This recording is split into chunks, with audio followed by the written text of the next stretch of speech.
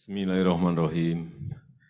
Assalamualaikum warahmatullahi wabarakatuh. Selamat pagi, salam sejahtera bagi kita semuanya. Shalom, Om Swastiastu, Namo Buddhaya, salam kebajikan. Yang saya hormati para Menteri Kabinet Indonesia Maju, hadir bersama saya Pak Menko Marinvest, Pak Menseknek. Yang saya hormati Panglima TNI beserta jajaran. Yang saya hormati Kapolri beserta seluruh pejabat utama Mabes Polri, Wakapolri. Yang saya hormati para Kapolda, para Kapolres, para Kapoltabes, Kapolrestabes, dan Kapolresta yang hadir secara fisik maupun virtual, Bapak Ibu hadirin dan undangan yang berbahagia. Efek pandemi ini larinya kemana-mana. Dan pada suatu titik bisa larinya ke keamanan, ke ketertiban masyarakat. Kalau kita tidak bisa mengendalikan yang namanya COVID. Pandemi juga berefek kepada langkanya energi di beberapa negara. Sudah terjadi. Pandemi juga berefek pada langkanya kontainer. Hati-hati, langkanya kontainer artinya distribusi barang ke sebuah negara, ke sebuah pulau, ke sebuah kota, ke sebuah provinsi bisa terganggu. Jangan dianggap remeh hal-hal seperti ini. Pandemi juga berdampak pada inflasi yang naik. Yang artinya apa? Masyarakat membeli sesuatu yang biasanya 10 menjadi 15, yang biasa 10 menjadi 12, menjadi mahal. Hati-hati juga urusan inflasi. Jajaran Polri harus juga tahu mengenai ini. Pandemi juga berdampak pada yang namanya kenaikan harga produsen. Artinya biaya di produksi, di pabrik, di manufaktur, di industri naik. Kelihatannya enggak berdampak apa-apa kenaikan biaya produsen. Hati-hati, kalau harga di produsen naik, artinya nanti larinya juga harga di konsumen juga akan naik. Masyarakat menjadi berat untuk membeli sesuatu. Dampak pandemi ini kemana-mana. Kemana-mana. Dan kita alhamdulillah perkembangan COVID di Indonesia yang dulu kita pontang-panting di pertengahan Juli sampai 56.000 kasus harian kita. Dan pada kesempatan yang baik ini, saya ingin menyampaikan ucapan terima kasih yang sebesar-besarnya kepada jajaran Polri.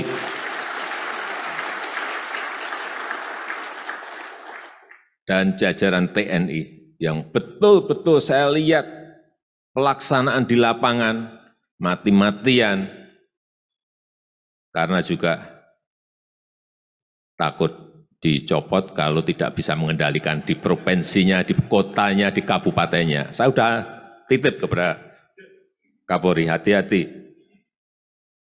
Kapoldamu kalau kira-kira ini naik terus, saya besok akan perintah untuk ganti.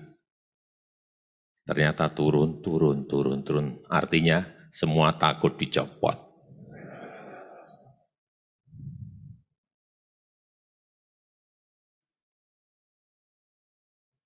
Dari tadi 56.000 turun menjadi kemarin 311. 56.000 turun anjlok menjadi 311 kasus harian kita. Ini sebuah capaian yang luar biasa dan tidak semua negara mengalami ini. Yang di level 1 sekarang ini Indonesia,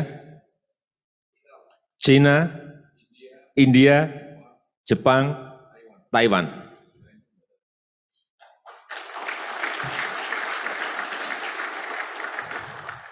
Ini negara besar sekali, gede banget, tapi bisa mengendalikan itu.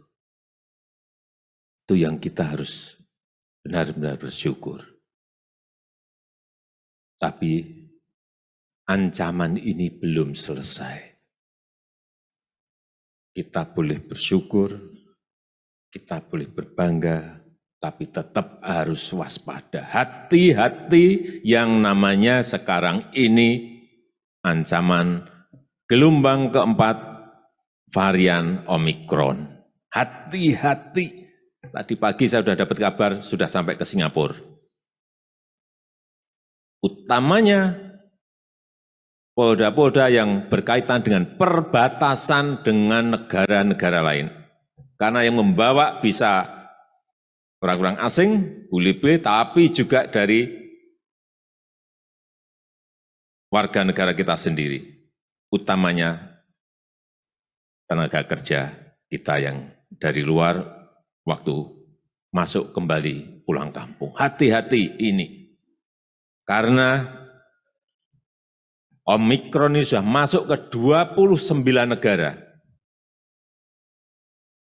Penularannya, ini karena semuanya masih dalam proses studi, lebih menular dari varian Delta. Ingat varian Delta itu menyebar di Indonesia hanya waktu 2-3 minggu, semua langsung kena. Ini lebih cepat. Meskipun belum final, tapi perkiraan 5 kali lipat lebih cepat. Dan kemungkinan besar juga escape immunity. Artinya dia bisa masuk ke sela-sela antibodi kita yang sudah imun, dia bisa menerobos. Hati-hati ini. Hati-hati ini, karena efeknya bisa kemana-mana, ke ekonomi, seperti tadi yang saya sampaikan. Jadi, protokol kesehatan terus disampaikan kepada masyarakat. Karena yang namanya pandemi ini bisa berefek dan sudah terjadi di beberapa negara ke ekonomi jatuh bisa berimbas kepada politik. Hati-hati, hati-hati. Tapi yang di Afrika Selatan kemarin kita melihat, mempelajari 87% yang dirawat itu memang belum divaksin. Ini yang di Afrika Selatan karena dia ditemukan pertama di situ. Dan 70% yang kena anak di bawah 4 tahun. Dan sebagian besar yang meninggal berusia di atas 60 tahun. Ini Omikron. Studi sementara seperti itu. Oleh sebab itu, saya minta ini sekali lagi, Pak Kapolri dan seluruh jajaran, Panglima TNI beserta seluruh jajaran, vaksinasi ini segera kita selesaikan secepat-cepatnya. Artinya terus digencarkan terus. Sampai hari ini yang sudah divaksin sudah 240 juta dosis. Dosis pertama 67,8%, dosis kedua 46,9%.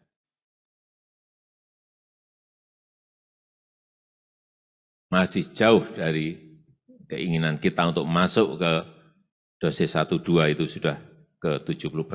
Ini masih butuh kerja keras.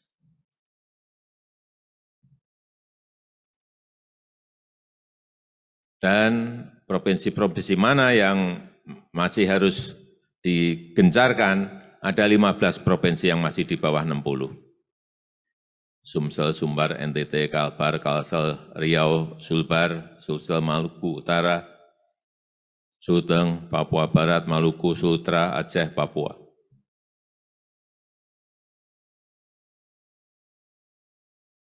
Utamanya lansia. Yang kedua juga saya minta testing dan tracing ini terus diperkuat sehingga ketemu segala diisolasi, ketemu segala di karantina. Hati-hati 17 kabupaten kota di 8 provinsi yang mengalami tren naik selama 2-3 minggu terakhir ini. Naik dikit aja segera antisipasi. Walaupun masih dalam hitungan puluhan per minggu, tapi tetap harus segera diantisipasi. Karena larinya ini nanti bisa tadi ke keamanan, bisa ke politik, bisa ke ketertiban masyarakat semuanya.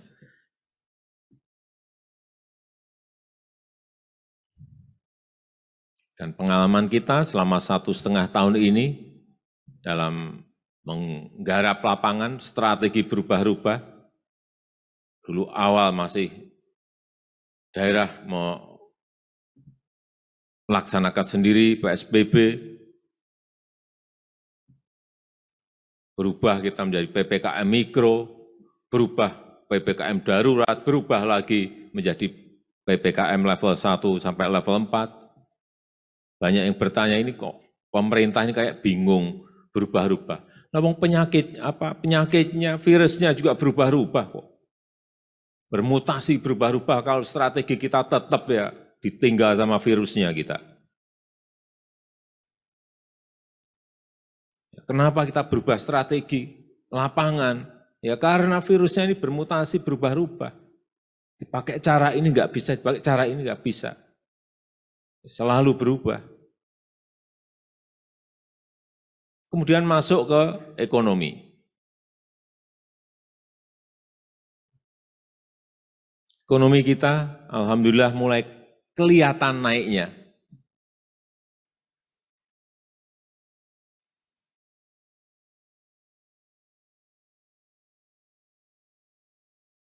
Kita ingat di 2020 ekonomi kita minus 2,19 di kuartal keempat. Kemudian di kuartal pertama 2021 kita sudah minus 0,74, artinya ada perbaikan-perbaikan. Di kuartal kedua sebetulnya kita sudah melompat ke 7,07%.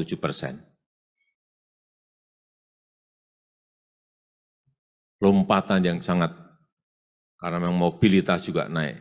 Tetapi karena kena delta, di bulan Juli kita lakukan PPKM darurat, anjlok lagi di kuartal ketiga menjadi 3,51%. Kita harapkan di kuartal keempat ini hitungan kita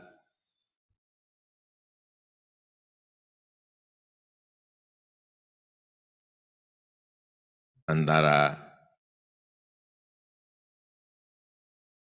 4,5 sampai 5,5. Dan kita harapkan itu bisa tercapai. Kalau pengendaliannya masih seperti ini, nah di 2022 inilah kebangkitan ekonomi akan kelihatan. Asalkan kondisi, situasi seperti yang kita hadapi sekarang ini. Dan motor penggerak dari pertumbuhan ekonomi adalah investasi. Tahun ini target 900 triliun. Tahun 2022 targetnya 1.200 triliun. Saya hanya ingin titip pada jajaran Polri dari pusat sampai ke daerah, kawal dan jaga betul yang namanya investasi. Karena kunci kita di sini, bukan di APBN. Supaya tahu, APBN itu hanya mempengaruhi kurang lebih 18-15% dari pertumbuhan ekonomi yang kita miliki. Jangan keliru. Artinya apa?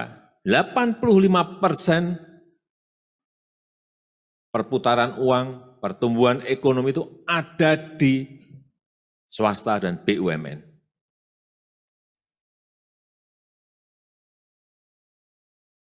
Jadi kalau ada yang ganggu-ganggu di daerah urusan investasi, kawal dan dampingi. Agar setiap investasi itu betul-betul bisa direalisasikan. Karena kunci penggerak ekonomi kita ada di situ. Dan sekarang ini, alhamdulillah, ini dari yang tahun 2021, investasi itu hanya di Jawa saja. Di luar Jawa sudah lebih besar. Karena di Jawa itu 48%, di luar Jawa sudah 51,7%. Sudah lebih banyak di Jawa. Artinya ini bagus. Pergeseran ini bagus. Dulu lebih dari 60% itu ada di Jawa. Ini bagus.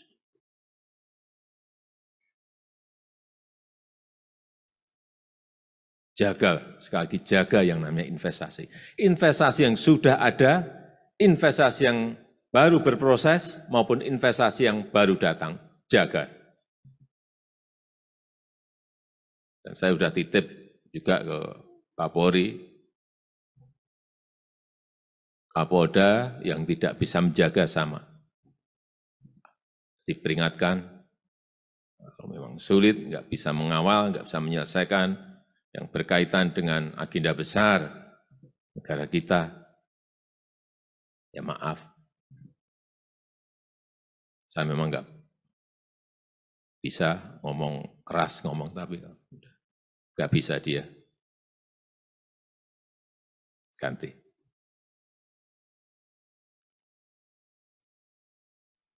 Agenda yang kedua yang juga perlu kita kawal yaitu presidensi G20.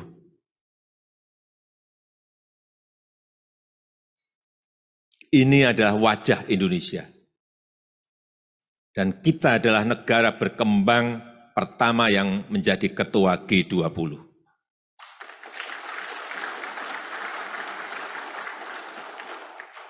Ingat bahwa G20 ini adalah negara-negara dengan PDB besar, negara-negara dengan DGP, Gross Domestic Product yang gede yang ada di dunia ini. Pendapatan domestik bruto yang gede.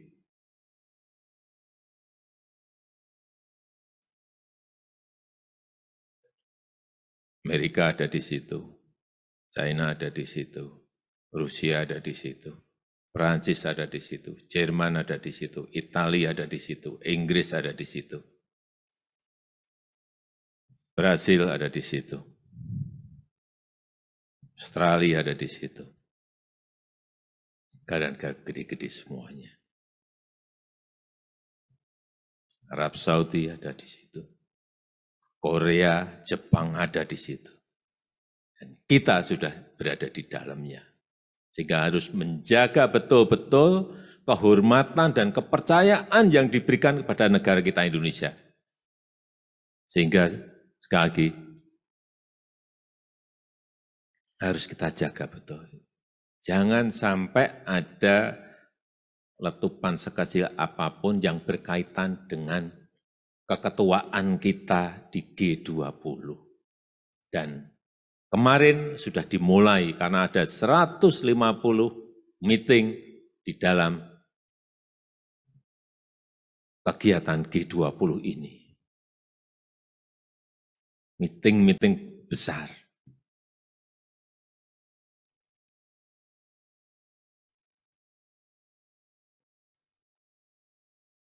Kemudian yang ketiga yang berkaitan dengan kepuasan publik terhadap bidang hukum. Supaya kita tahu, 2019, 2020 naik. Tapi masuk ke 2021 turun sedikit, hati-hati. Penegakan hukum harus tanpa pandang bulu. Ini dilihat masyarakat loh. Masyarakat itu menilai. Dan persepsi kepuasan publik itu tercermin dalam setiap survei.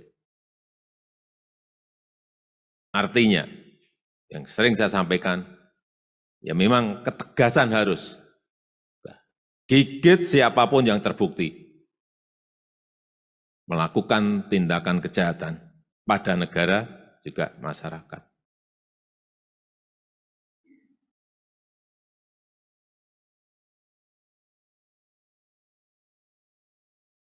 Hati-hati terhadap yang namanya indeks kebebasan berpendapat.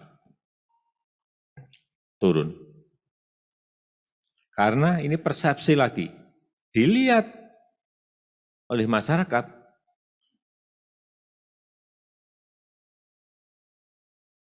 sekali lagi ini persepsi, dikit-dikit ditangkap. Oleh sebab itu pendekatan harus persuasif dan dialogis. Persuasif dan dialog.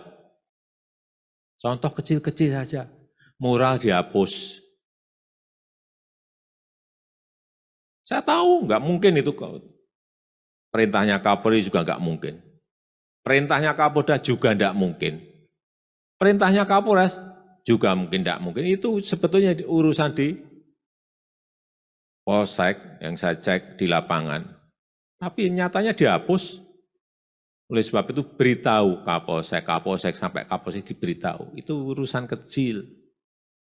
Saya datang ke sebuah daerah, ada mural dihapus, rame. Apa presiden nyuruh kan? Urusan mural aja ngapain sih? Oh, saya dihina, saya dimaki-maki, difitnah, udah biasa. Ada mural aja takut ngapain. Baca ini, hati-hati, ini kebebasan berpendapat. Tapi kalau menyebabkan ketertiban masyarakat di daerah menjadi terganggu, beda soal. Sehingga saya mengapresiasi dibalik oleh Kapolri membuat lomba mural. Dan saya kira hasilnya positif.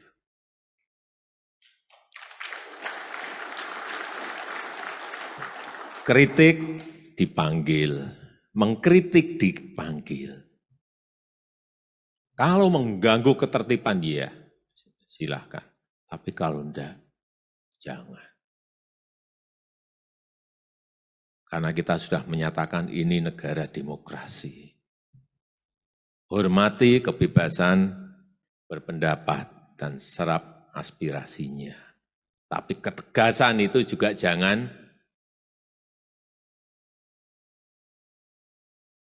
hilang dari Polri. Kewibawaan juga jangan hilang dari Polri.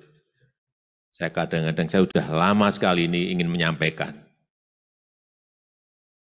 Ada Kapolda baru, ada Kapolres baru.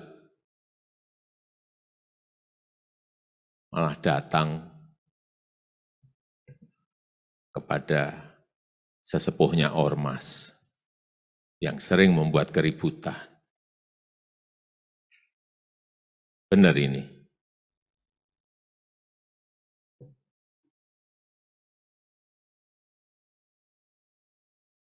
Datanya, Pak Kapolres, kenapa Bapak melakukan ini? Supaya kotanya kondusif. Tapi apakah cara itu betul? Hati-hati, jangan menggadaikan kewibawaan dengan sowan kepada pelanggar hukum.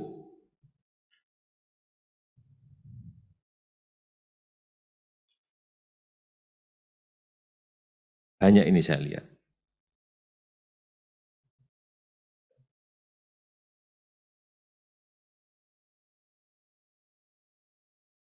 Saudara-saudara harus memiliki kewibawaan. Polri harus memiliki kewibawaan.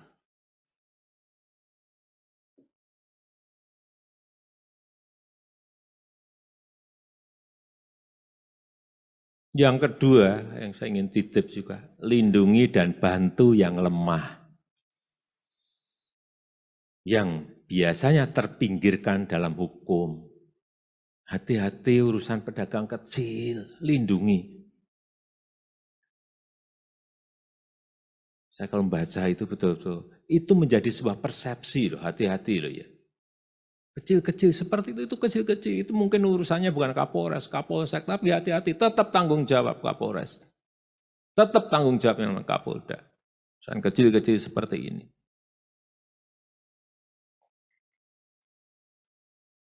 Apalagi kalau sudah dicap diskriminasi terhadap yang lemah, hati-hati. Hati-hati.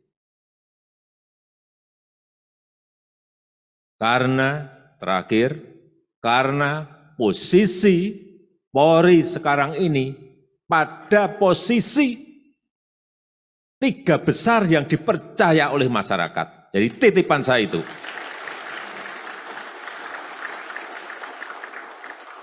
Hati-hati dipercaya itu tidak mudah. Yang kecil-kecil itu diperhatikan. Angka 80% itu angka yang sangat besar sekali. Survei baru 3 hari yang lalu saya terima. Hati-hati. Kepercayaan ini hati-hati. Tinggi sekali.